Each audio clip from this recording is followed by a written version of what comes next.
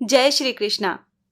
कहते हैं भक्ति सच्ची हो तो ईश्वर को भक्त के सामने आना ही पड़ता है और ईश्वर के जिसे दर्शन हो जाए उसे कुछ न कुछ तो ईश्वर देकर ही जाते हैं। ये एक ऐसे ही भक्त की कथा है जिसे भगवान श्री कृष्ण ने दर्शन दिए और जाते जाते छोड़ गए उसके शरीर पर शंख और चक्र के निशान। ये कथा है आमेर नरेश श्री पृथ्वीराज की। एक बार इनके गुरु पयोहारी जी द्वारिका जी यात्रा पर जाने लगे तो पृथ्वीराज भी द्वारिका जाने की तैयारी करने लगे।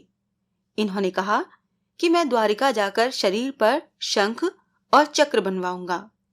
तब उनके गुरु पयोहारी जी ने कहा कि अगर तुम राज्य छोड़कर चले जाओगे तो राज्य में अव्यवस्था फैल जाएगी, धर्म कर्म से लोगों का ध्यान हट जाएगा, इसीलिए तुम आमेर में रहकर ही कृष्ण की भक्ति करो।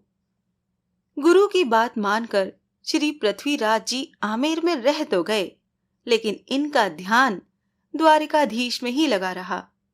रात में जब ये सोए तब इन्हें लगा कि अचानक तेज प्रकाश फैल गया है और भगवान श्री द्वारिकाधीश स्वयं प्रकट हो गए हैं।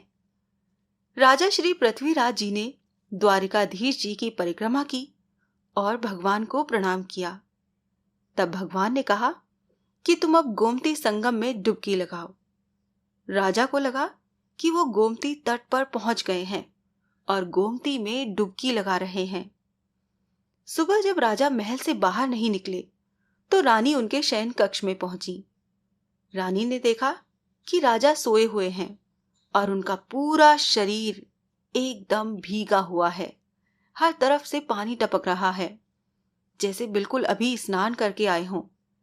रानी ने देखा कि राजा के बाजू पर शंख और चक्र के निशान उभर आए हैं।